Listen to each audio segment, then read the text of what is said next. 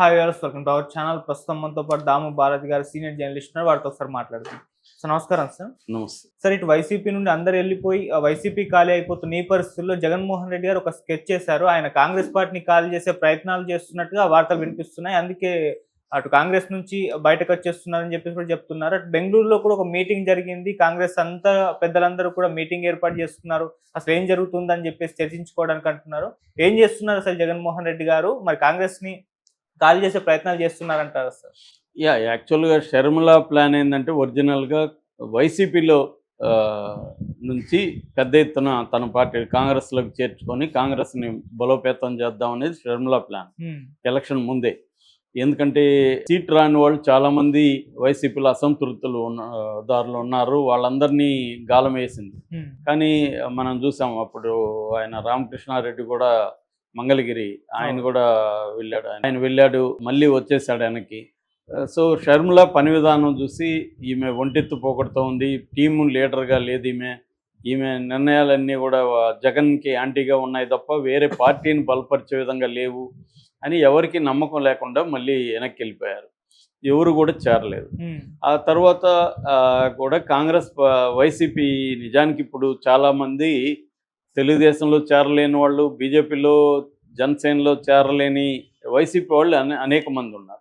ఒక రకంగా వైసీపీ అంటే గతంలో కాంగ్రెస్ వాళ్ళే వైసీపీలో మెయిన్ లీడర్స్ అంతా. కానీ వాళ్ళని ఊరిని కూడా అట్రాక్ట్ చేయడంలో ఈమె ఫెయిల్ అయిపోయింది. ఈమె ఎందుకంటే ఎలక్షన్లో ముందు అయితే కొట్లాడింది ఓకే, కానీ ఇప్పుడు కూటమి ప్రభుత్వం ఉంటే ఆమె కాంగ్రెస్ పార్టీ నేషనల్ లెవెల్లో వాళ్ళ మెయిన్ ఎనిమి ఎవరు? ఎన్డీఏ. ఇక్కడ కూడా ఎన్డీఏ ప్రభుత్వం. సో ఈమె కాంగ్రెస్ పార్టీ అజెండాని ఇంప్లిమెంట్ చేయాల్సి వచ్చినప్పుడు ఎన్డీఏని ఆమె టార్గెట్ చేయాలి. ఆల్రెడీ చచ్చిన పాము వైసీపీ 11 మంది ఎమ్మెల్యేలు ఉన్నారు. వాళ్ళకి యాంటీగా ఈమె జగన్కి యాంటీగా మాత్రం పోరాడుతుందంటే ఇది వ్యక్తిగత అజెండాలో షర్మిల ఉంది. ఆమెకి జగన్ మీద కోపం ఉంది. ఆస్తుల్లో తనకు వాటా ఇవ్వలేదు అన్న కోపం ఉంది. సో దానివల్ల జగన్ని టార్గెట్ చేసి జగన్ని నాశనం చేసి జగన్ని జైలుకి పంపించాలి అనే టార్గెట్ తప్ప కాంగ్రెస్ని బలోపేతం చేయాలి, కాంగ్రెస్ టీం వర్క్ చేయాలి, ఉద్యమాలు చేయాలి, గ్రౌండ్ లెవెల్లో పార్టీ నిర్మాణం చేయాలి, ఇటువంటి బేసిక్ థింగ్స్ ఆమె చేయడం లేదు. ఎంతసేపటికి జగన్ అటాక్ చేయడం, పరోక్షంగా ఎన్డీఏ కూటమికి ఉపయోగపడడం తప్ప ఆమె పార్టీ బలోపేతం మీద చేయట్లేదు. అందువల్ల హోప్ లేదు. ఆల్రెడీ కాంగ్రెస్ అనేది కోమాలో ఉంది. ఈమె వచ్చి ఏదైనా కోమాలో నుంచి కొంచెం కదిలిస్తుందేమో శరీరాన్ని అనుకొని వాళ్ళు వేరే గత్యంతరం లేక వైఎస్ఆర్ కూతురు కదా ఏమన్నా ఉపయోగపడుతుందేమో అనుకొని రాహుల్ గాంధీ ఆమెను పెట్టాడు. దాంతో ఆమె అసలు అంతకంటే ఘోరంగా కాంగ్రెస్ పార్టీకి వెళ్ళిపోయింది. సో ఈ నేపథ్యంలో ఏమైందంటే జగన్ పావులు కదా మొదలుపెట్టాడు. ఇప్పుడు జగన్కి ఈమె ఇంకా కూడా నష్టం చేకూర్చే విధంగానే మాట్లాడుతుంది. పైగా తల్లి కూడా ఆమెతో కలిసింది. అందువల్ల జగన్కి ఫ్యామిలీని డీల్ చేయడంలో జగన్ ఫెయిల్ అయ్యాడు అనేది సర్వత్రా విమర్శలు వస్తున్నాయి. దాంతో జగన్ ఏం చేశాడంటే ఈమెని బలహీనపరచాలంటే కాంగ్రెస్లో ఉండే వాళ్ళందరూ లాగేసుకుంటే ఆటోమేటిక్గా ఈమె కాంగ్రెస్లో కూడా వీక్ అయిపోతుంది. ఇది ఇంక నామకే వస్తే లక్ష్మీపార్వతి పార్టీ లాగా అయిపోతుంది. అప్పుడు ఈమె మనల్ని ఏమీ డ్యామేజ్ కూడా చేయలేదు అనేది జగన్ ఒక ఎత్తేసినట్టు కనబడుతుంది. ఆ క్రమంలోనే ఆల్రెడీ మడకశిర నాయకుడు శైలజానాథ్ని లాగేసుకున్నాడు. శైలజానాథ్ పార్టీలోకి వచ్చాడు. అట్లాగే ఇప్పుడు కాంగ్రెస్ పార్టీలో ఆల్రెడీ వైఎస్ఆర్ ఆయనకి చాలా ఇష్టమైన చాలామంది ఉన్నారు. ఆయనతో కూడా కలిసి పనిచేసిన వాళ్ళు, వాళ్ళందరితో కూడా మాట్లాడుతున్నాడు అని చెప్తున్నారు. సో ఆల్రెడీ ఈమెకి వ్యతిరేక వర్గం కాంగ్రెస్ పార్టీలో ఉంది. వీళ్ళు ఈమెకి వ్యతిరేకంగా రాహుల్ గాంధీ కంప్లైంట్ కూడా ఇచ్చారు. రాహుల్ గాంధీ అంటే ఆల్టర్నేటివ్ లేదు. అతని పరిస్థితి ఏంటి? కాంగ్రెస్ పార్టీ కోమాలో ఉంది. అది ఎవరున్నా ఒకటే. ఆమె ఉంటే కనీసం వైఎస్ఆర్ వారసురాలు అన్న పేరు ఉంటుంది.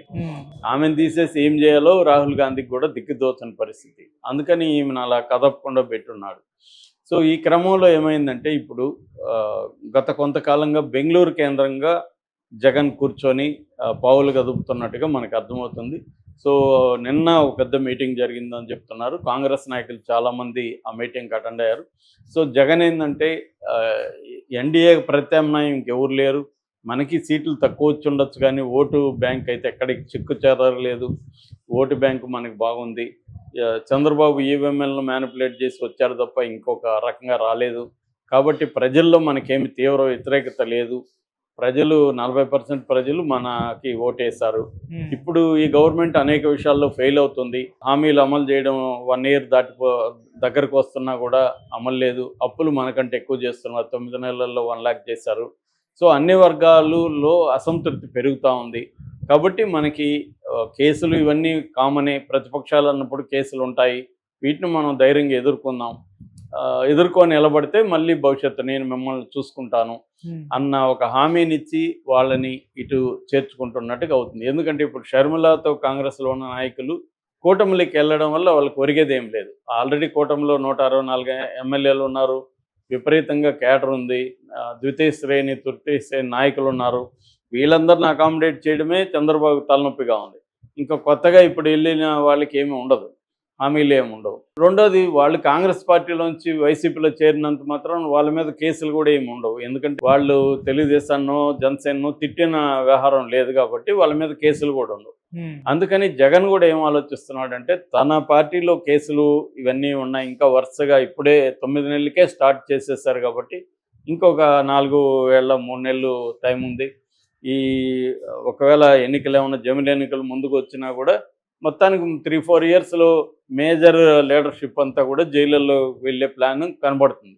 అంటే ఎలక్షన్ దగ్గరకు వచ్చే లోపల, జమిలి ఎన్నికలు వచ్చే లోపల నాయకత్వాన్ని నిర్వీర్యం చేసి వరుసగా కేసులు పెట్టి భయభ్రాంతం చేయాలనేది చంద్రబాబు, పవన్ కళ్యాణ్, లోకేష్ల ప్లాన్.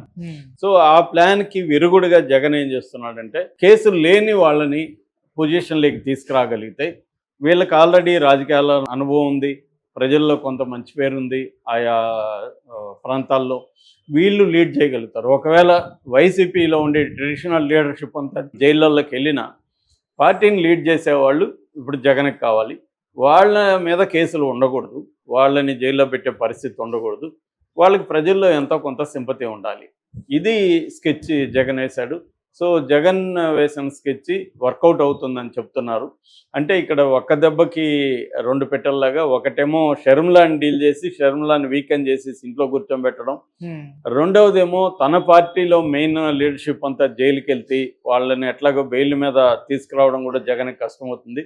ఎందుకంటే చంద్రబాబుతో పోలిస్తే జగన్ వ్యవస్థల మీద పట్టు అనేది జగన్కి లేదు.